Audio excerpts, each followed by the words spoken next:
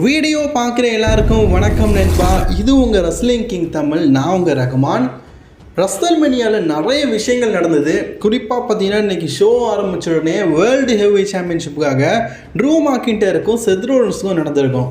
ஸ்டோரியை ஃபினிஷ் பண்ணாமல் விட மாட்டேன்டா கோடி ரோட்ஸ் மாதிரியே ட்ரூ மாக்கின்டரும் நீண்ட நாட்களாக சொல்லிக்கிட்டு இருந்தார். இன்றைக்கி சக்ஸஸ்ஃபுல்லி பார்த்தீங்கன்னா ட்ரூ மாக்கின்டர் வந்து வேர்ல்டு ஹெவி சாம்பியன்ஷிப்பை வின் பண்ணிட்டாரு. ட்ரூ மாக்கின்டருடைய கெரியரில் ஆடியன்ஸ் மத்தியில் வின் பண்ண முதல் வேர்ல்டு ஹெவிவெயிட் சாம்பியன்ஷிப். தான் ஒய்ஃபெல்லாம் கட்டுப்பிடிச்சாரு. போக வேண்டியதானே, பேசாமல் போக வேண்டியதானே, நான் வந்து சிஎம் பங்கிட்ட அலாங்காட்டுவேன், நக்கல் அடிப்பேன், நக்கலுக்கு அரசன் அப்படின்னு சொல்லிட்டு டேபிளுக்கு மேலே போயிட்டு சிஎம் பங்கிட்ட காட்டுறாரு. அவரு சும்மா இருப்பாரா? ஆல்ரெடி கடுப்பில் இருக்காரு. எனக்கு இடத்த நீ வச்சிருக்கேன்னு சொல்லிட்டு வச்சு செஞ்சு விட்டுட்டாரு. பயங்கரமாக பார்த்தீங்கன்னா ட்ரூ மாக்கின்டர் அட்டாக் பண்ணி அதுக்கப்புறமா டேமியன் பீட்ஸ் இந்த வாய்ப்பை பயன்படுத்தி நீண்ட நாட்களாக மணி இந்த பேங்கை வச்சுக்கிட்டு என்ன பண்ணுறது, கடைசி வரைக்கும் செத் ரோலன்ஸ் கிட்ட கேஷிங் பண்ணல பாருங்களேன். அதில் தப்பித்தாரு செத் ரோலன்ஸ் தப்பிச்சிட்டாரு. ஆனால் ட்ரூ மாக்கின்டர் ஒரு கெரியர்லேயே ஆடியன்ஸ் மத்தியில் சாம்பியன்ஷிப்பை வின் பண்ணி ஒரு மூவ்மெண்ட்டை க்ரியேட் பண்ணிட்டு இருந்தார். அப்பன்னு பார்த்து கரெக்டாக கேஷிங் பண்ணி brand new WWE heavy weight சாம்பியனாக பார்த்தீங்கன்னா டேமியன் பீட்ஸ் ஆகிட்டார். ட்ரூ மாக்கின்டருடைய ப்ரோக்கன் ட்ரெயின் டோட்டலாக பார்த்தீங்கன்னா ப்ரோக் ஆயிடுச்சு. டேமியன் பீட்ஸ் சக்ஸஸ்ஃபுல்லி ஒரு மணி இந்த பேங்கை கேஷிங் போயிட்டாரு அப்படின்னு சந்தோஷம் இருந்தாலும் ட்ரூ மாக்கின்டர் தோத்துட்டாரு அப்படிங்கிற வருத்தம் இருக்குதான். சரி, what is the next Drew McIntyre? Drew மாக்கின்டருக்கும் சிஎம் பாக்குக்கும் தான் WWE பார்த்தீங்கன்னா இந்த வருஷம் சம்மர் ஸ்லாமில் வேர்ல்டு ஹெவிவெயிட் சாம்பியன்ஷிப் மேட்ச் வைக்க போகிறாங்களாம். வெயிட் அ மினிட், அப்போ எங்கே வேர்ல்டு ஹெவிவெயிட் சாம்பியன்ஷிப்பு அப்படின்னு நீங்கள் கேட்கலாம். WWE நெக்ஸ்ட்டு பார்த்தீங்கன்னா இதுக்கப்புறமா வந்து ஃப்ரான்ஸில் பார்த்தீங்கன்னா ஒரு பேப்பரி நடத்த போகிறாங்க. அடுத்து சவுதி அரேபியா பேப்பரியும். செத் ரோலன்ஸ் இப்போ தான் வேர்ல்டு ஹெவிவெயிட் சாம்பியன்ஷிப்பை தோற்றுருக்கனால கண்டிப்பாக டேமியன் பீட்ஸ் கேட்டால் வேர்ல்டு ஹெவிவெயிட் சாம்பியன்ஷிப்பாக மோதுவார்.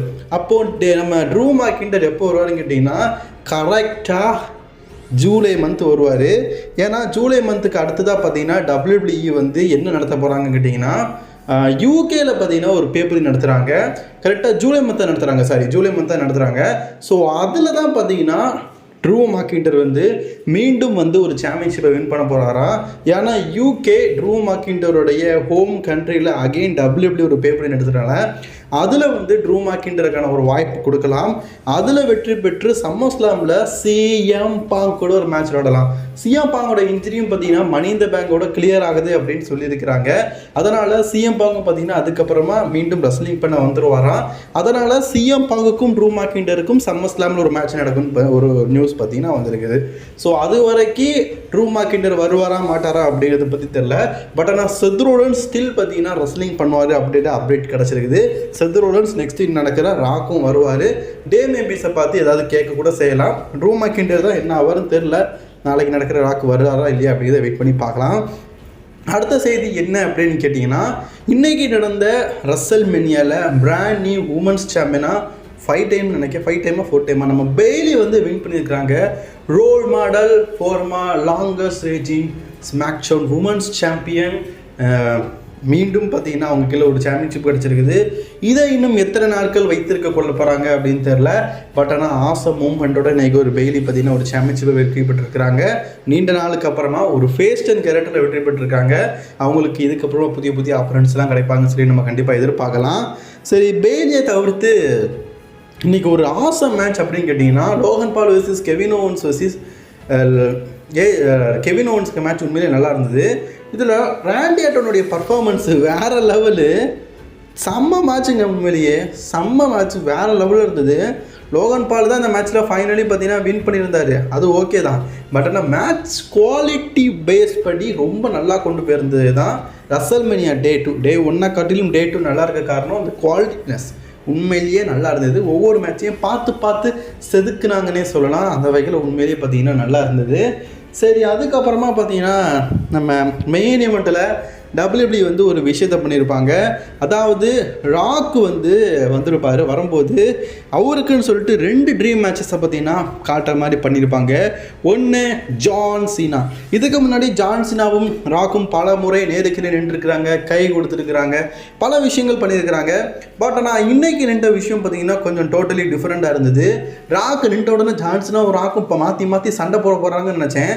ஃபஸ்ட்டு ஜான்சனா வந்தார், வந்து பார்த்தீங்கன்னா ஆக்டிடியூட பார்த்தீங்கன்னா நம்ம இது ரோமன் ரெயின்ஸ் ஒன்று போட்டுட்டு சோலோ சிக்காவுக்கு கமெண்ட்ரி செக்ஷன் டேபிள் ஒன்று போட்டுட்டு தான் ராகு கிட்ட வந்தார். ராகு கரெக்டாக பார்த்தீங்கன்னா ராக் பட்டம் போட்டார். அதாவது ஜான்சனாவை செய்கிறாங்க, ஆனால் கொத்து புரோட்டா மாதிரி ஏன் செய்கிறாங்க அப்படின்னு தெரியல, ரொம்ப மட்டமாக காட்டுறாங்க. இப்போ இந்த ஜான்சனா தான் ஒரு ரெசல்மேனியாவில் ராக்கே பீட் பண்ணார். அப்படிப்பட்டவரை பார்த்தீங்கன்னா ஏதோ ஒத்த அடிக்கி சுருண்டு உள்ள மாதிரி காட்டினாங்க. ஸோ கண்டிப்பாக ஜான்சனாக்கும் ராகுக்கும் ஒரு ரீமேட்ச் வச்சா நல்லாயிருக்கும். ஸோ அதே மாதிரி தி அண்டர்டேக்கர் அதாவது நீ ஃபைனல் பாஸாக இருக்கலாம், உனக்கே ஒருத்தர் ஆப்பு வைக்க வந்தான் பார்த்தியா அப்படிங்கிற மாதிரி ராக்கே பார்த்தீங்கன்னா ஆணு வாயை பொழந்து பார்க்குற வரைக்கும் பின்னாடி அண்டர்டேக்கர் வந்து நின்றாரு. அது உண்மையிலேயே இல்லை, ஏன் பின்னாடி அண்டர்டேக்கர் நின்ற மாதிரி இருந்துச்சு. கொஞ்சம் வேணால் ரீப்ளை பண்ணி பாருங்கள், என் பின்னாடி நின்றாருன்னு நினைக்கிறேன். சரி, எனக்கும் கொஞ்சம் பயமாக தான் இருக்குது. ஸோ அப்படி உண்மையிலேயே பயப்படுத்துகிற மாதிரி தி அண்டர்டேக்கர் பார்த்தீங்கன்னா ஒரு காஸ்ட்யூம் எதுவுமே சேஞ்ச் பண்ணல. நார்மல் அண்டர்டேக்கரை வந்து ஒரு சோக்ஸ் இல்லாமல் ராக்குக்கு போட்டிருப்பாரு, அதோட ராக்கு காலி ஆகிட்டார். இப்படி 2 ராக்கோட ட்ரீம் மேட்சஸை WWE பார்த்தீங்கன்னா ஒரு ஹிண்டாக கொடுத்துருக்காங்க. இதை தவிர்த்து செத் ரோல்ஸ்க்கும் ராக்குக்கும் ஒரு ட்ரீம் மேட்ச் பார்த்தீங்கன்னா ஆல்ரெடி பெண்டிங்கில் கிடக்குது. கோடி ரோட்ஸுக்கும் ராக்குக்கும் ஆல்ரெடி ஒரு பெண்டிங் மேட்ச் கிடக்குது. ராக் வெர்சஸ் ரோமன் ரெயின்ஸுக்குள்ள ஒரு ஆல்ரெடி பெண்டிங் மேட்ச் கிடக்குது. இப்போ இந்த 2 மேட்ச் வரை பெண்டிங்காக இருக்குது. ராக் WWEக்கு வந்ததுக்கப்புறமா பார்த்தீங்கன்னா அந்த மனுஷனை பாராட்டே ஆகணும். இத்தனை வருஷம் கழிச்சு WWE வந்திருக்காரு, ஃபைட்டு வேற லெவல்யா. உனக்கெல்லாம் 55 வயசுன்னு சொன்னால் நம்பவே மாட்டேன் நான். செம்ம, நீ உண்மையிலேயே ஹாலிவுட் ஹீரோ தான். உண்மையிலேயே வேற லெவல். அந்த ஃபைட்டிங் ஸ்டைல்லாம் உண்மையிலே வேற லெவல். மாஸ் காட்டிட்டேன் யாராக்கு, மாஸ் காட்டிட்டேன். நானும் நீ எங்கே ஓரமாக நிற்க போகிறேன்னு நினச்சேன். அந்த வில்லத்தனத்தோடு பயங்கரமாக பண்ணிய நீ வில்லனே பண்ணு, ஃபேஸ்டானலாம் வராதராக்கு, வில்லனாவே வா. ரோமன் ரெயின்ஸ் கூட மோதுனா கூட நீ வில்லனாவா, ரோமன் ரெயின்ஸ் ஃபேஸ்டான வரட்டு. ஆக்சுவலி இப்போ நான் சொல்ல செய்தியும் அதுதான், ரோமன் ரெயின்ஸ் தோற்று போயிட்டதுனால இதுக்கப்புறமா ரோமன் ரெயின்ஸ் வந்து பிக்டா கேரக்டரில் பார்த்தீங்கன்னா வரப்போகிறார் அப்படிங்கிற மாதிரி செய்தி கிடச்சிருக்குது. ஏன் ஆக்சுவலி இந்தியன் ஃபேன்ஸ் வந்து பிக்டா கேரக்டர் லைக் பண்ணாலும் பிக்டா கேரக்டர் வந்து ஒரு ஃபெயிலியர் கேரக்டர். ரோமன் ரெயின்ஸ் ஒரு ட்ரைபல் சீஃப் கேரக்டர் தான் ஒரு சக்ஸஸ்ஃபுல் கேரக்டர். ரோமன் ரெயின்ஸ் தோற்றதுக்கு இவ்வளோ ஃபேன்ஸ் வந்து நிறைய பேர் வருத்தப்படுறாங்க அப்படின்னா அதுக்கு காரணம் வந்து அவருடைய ட்ரைபல் சீஃப் கேரக்டர் தான். ஸோ அதனால் எக்காரணத்தை கொண்டு ரோமன் ரெயின்ஸ் பார்த்தீங்கன்னா மீண்டும் பிக்டாக வர மாட்டார். இப்போ பெய்லி ஃபேஸ்டனாக வரும்போது அவங்களுடைய பழைய கேரக்டரில் ரோல் மெடல் கேரக்டரில் தானே ஃபேஸ்டன் வந்தாங்க. அதே மாதிரி ட்ரைபல் சீஃபும் ஒரு நாள் ஃபேஸ்டனாக வருவார், எக்னாலஜ் எல்லோரும் பண்ண வைப்பார். பட் ஆனால் அப்போ பார்த்தீங்கன்னா கண்டிப்பாக ட்ரைபல் சீஃப் வந்து பிக்டா கேரக்டராகவோ மற்ற கேரக்டராகவும் இருக்க மாட்டார். முழுக்க ஒரு ட்ரைபல் சீஃப் கேரக்டர்லேயே ஒரு நல்லவனாக இருப்பார். அதுக்குன்னு சொல்லிட்டு பிக்டாக வருவாங்கலாம் எதிர்பார்க்காதீங்க.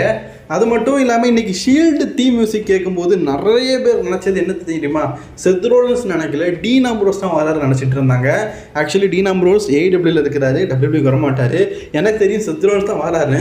ஆனால் இந்த அளவுக்கு ஒத்த அடியில் சுருண்டு விடுவாருன்னு எதிர்பார்க்கவே இல்லை. நான் கொஞ்சம் எதிர்பார்த்தேன், நம்ம செத் ரோலன்ஸ் பார்த்தீங்கன்னா கொஞ்சம் ராக்கை அடிச்சுக்கிட்டே கீழே போய் அப்படி 2 பேரும் சண்டை போட்டுட்டே போவாங்கன்னு எதிர்பார்த்தேன். நான் ஒத்த அடியில் இப்படி சுருண்டு விடுவாருன்னு சொல்லிட்டு என் கனவுக்குள்ளே எதிர்பார்க்குறேன். டோட்டலி இன்றைக்கி ரெசல்மேனியா எப்படி இருந்தீங்கன்னு கேட்டிங்கன்னா, ரெசல்மேனியா ஹிஸ்ட்ரியிலேயே டேனியல் பிரைன் மேட்சுக்கு அப்புறமா ஒரு குட் ஸ்டோரி லைன், குட் மூமெண்ட்டை கொடுத்த ஒரு நல்ல ரெசல்மேனியா. ஒரு முறைக்கு 2 முறை பார்க்கலாம். அதுக்கப்புறமா நிறைய பேர் கேட்டிருந்தீங்க ஜியோ டிவி தெரியல அப்படின்னு சொல்லிட்டு.